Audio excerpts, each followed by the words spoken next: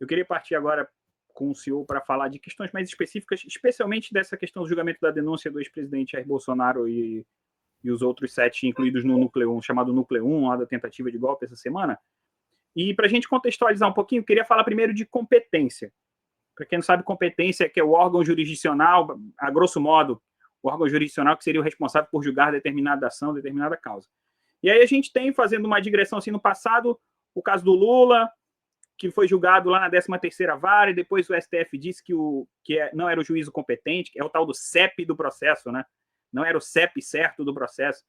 E agora a gente tem o caso do ex-presidente Jair Bolsonaro, que até algumas semanas atrás a competência não deveria ser do Supremo, e aí o Supremo vai lá em um habeas corpus e decide que aquele foro por prerrogativa passa a abarcar mesmo após o fim do mandato, né, fim do termo do presidente, e aí então ele passa a ser julgado no STF, mas aí deveria ser julgado no plenário, porque o regimento interno do STF fala da competência do plenário para julgar presidente, e aí é relativizado essa coisa, o presidente passa a ser julgado então por uma turma que é composta por um ex-ministro do Lula, pelo ex-advogado do Lula, pelo ministro Moraes, que dispensa comentários, algumas polêmicas aí, inúmeras polêmicas, e aí tem o outro ministro foi indicado pelo presidente Lula, e o outro nome foi indicado pelo PT, que foi indicado pela ex-presidente Dilma. Eu queria que você explicasse, assim, para quem está nos assistindo, como é que esse malabarismo, como é que é possível explicar esse malabarismo de competência para tentar abarcar o presidente Jair Bolsonaro num espaço que ele nem deveria estar sendo julgado? Só faltava colocar a Janja e o Haddad nessa turma aí, né? Ficou de resto. A questão da competência é essencial, sabe, Paulo? Por quê? Porque a perversão da competência, ela faz com que você tenha um juiz que pode escolher o seu julgado ou uma pessoa que está sendo julgada que pode escolher o seu juiz. Então, você está no lugar certo, não haver uma escolha de quem vai julgar ou como vai julgar, o juízo natural ou o juiz natural, tudo isso é muito relevante para a gente não criar tribunais de exceção ou não fazer dos juízes carrascos de perseguições a vítimas específicas. Ou seja, o direito ele se funda justamente aí, né? Se você não observar a competência correta, você pode fazer do direito um instrumento de vingança. E vingança não é direito, né? Nem é justiça. Então esse é um ponto vital e a gente banalizou isso daí. Eu tenho dito que nós criamos no Brasil uma jurisprudência sanfoneira. Nós temos ali 11 sanfoneiros que pegam a jurisprudência e vai para cá com a sanfona, abre, fecha, a depender do momento, a depender da ocasião, a depender de quem está sendo julgado. Isso é muito ruim. A gente teve um mensalão no plenário. A gente depois agora tem os réus do dia 8, inicialmente julgados pelo plenário. Agora, pessoas que estão sendo acusadas, agora já são acusadas, não são mais denunciadas, acusadas de serem os mandantes, os incitadores das pessoas do dia 8, elas vão ser julgadas na turma. Então, quer dizer, eu estou sendo denunciado como mandante de pessoas, eu estou sendo julgado por 5 juízes. Os mandados por 11. Não tem o menor sentido isso. O menor sentido. E como você bem disse, desses 5, 3 estão sob questionamento. E não é qualquer questionamento, não. Sobretudo o Dino e o Moraes. O Zanin, eu até confesso que eu entendo a defesa de quem diz que ele está apto, porque embora ele tenha uma amizade, claro, supostamente com o presidente Lula, e ele tenha processos, mas ele atua como advogado de processos eleitorais contra o Lula, mas o Dino tem processos contra o Bolsonaro. O Dino processou o Bolsonaro por ofensa à honra. Está rolando o processo ainda. E ele era ele foi o protagonista da resistência ao dia 8. Aconselhou, opinou, ele fez parte. Aliás, ele, inclusive, como testemunha, seria melhor do que como juiz, porque ele viu imagens a que ninguém mais teve acesso. Quer dizer, é uma coisa muito grave que isso aconteça. E o Moraes foi vítima, supostamente.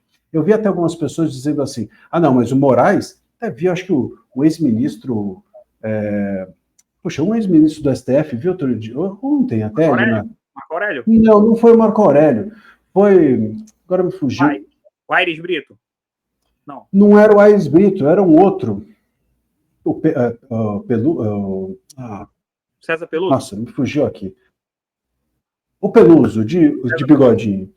E ele dizendo, Peluso, ele dizendo o seguinte, não, uma entrevista dele na CNN, dizendo assim, não, o que aconteceu foi que houve uma forçação de barra, ou seja, você parece que então o ministro Moraes ele foi ameaçado para que se evitasse que o ministro Moraes julgasse o caso. Bom, mas se eles fizeram isso, então não teve ameaça, então foi uma ameaça mentirosa, foi uma ameaça fake. Então a gente precisa tirar a ameaça do rol das punições. Ou a ameaça foi fake, só para o ministro Moraes sair da relatoria, ou então foi real e ele não pode sair, ele não pode estar como juiz. Quer dizer, as pessoas querem tudo, né?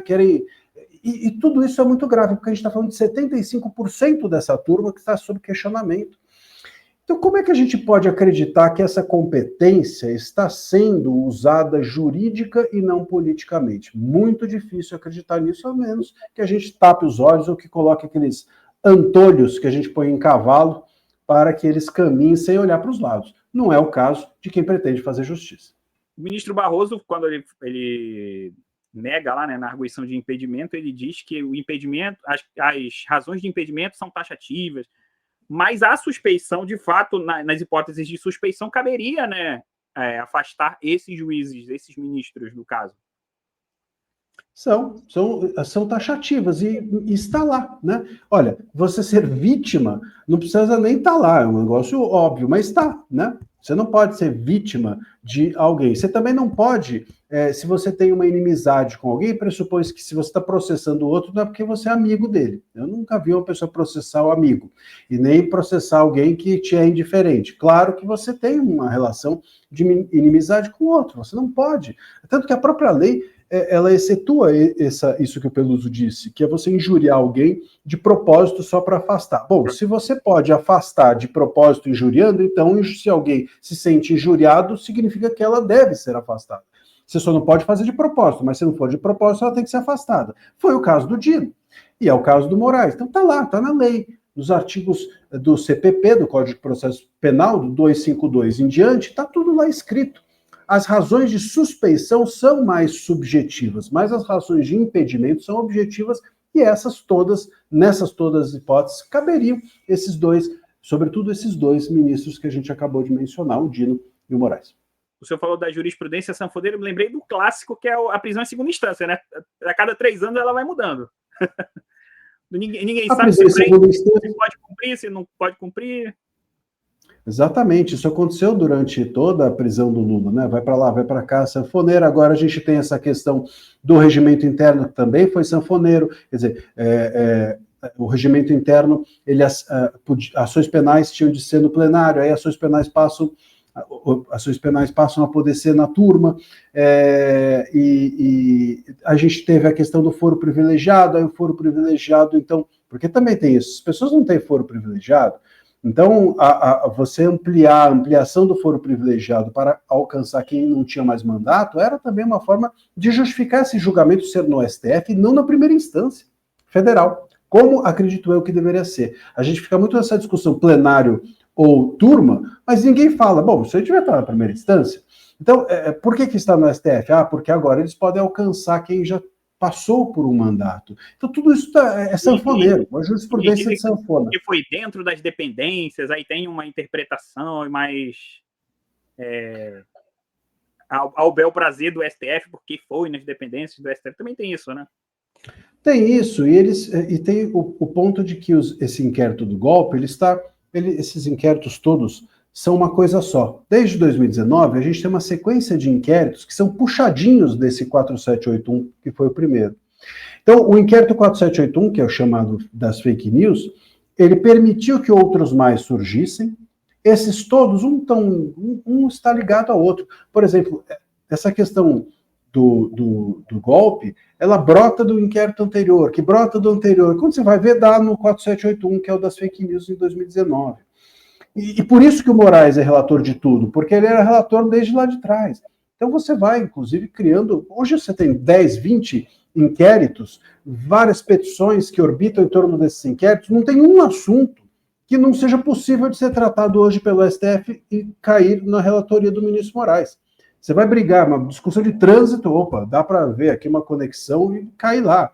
Se brigar com a vizinha, dá para cair. A gente viu, nesse caso do Alan dos Santos, é um bom exemplo disso, porque uma jornalista que disse que o Alan dos Santos tinha propagado fake news contra ela. Bom, o que o STF tem a ver com isso? Nada. Mas como o Alan dos Santos foi investigado lá, e aí eles conectaram com não sei o que. O STF se tornou uma espécie de delegacia de polícia. Qualquer coisa que bata na porta lá, enfim, dá para entrar, porque você conecta com qualquer coisa, inquéritos que estão sendo multiplicados há 6 anos. Se tiver alguém de interesse do STF, é que na história do Kassab, né? O negócio trazer o processo do Kassab para o STF, uma coisa. Se tiver alguém de interesse, puxa para a gente. Pois é, já não estava bom a competência ampliada que eles tinham, agora eles ampliaram ainda mais. E é incrível, né? Porque eu estava outro dia num debate com o advogado, ele dizia o seguinte: é bom esse caso não ir para o plenário, porque trancaria a pauta, o STF tem muita coisa para fazer. E eu disse para ele, meu contra-argumento é que, enfim, a gente não pode julgar o caso dessa ou daquela forma pela quantidade de trabalho que alguém tem, né? Mas, de qualquer forma, ainda que esse argumento fosse aceitável, se o STF tem tanta coisa para fazer, eles ainda vão buscar casos que estão na primeira instância sendo investigados. Bom, casos então... que deveriam estar perdendo. Pô, é demais. Então, é claro que isso tudo a gente precisa entender do ponto de vista do prisma político e não jurídico.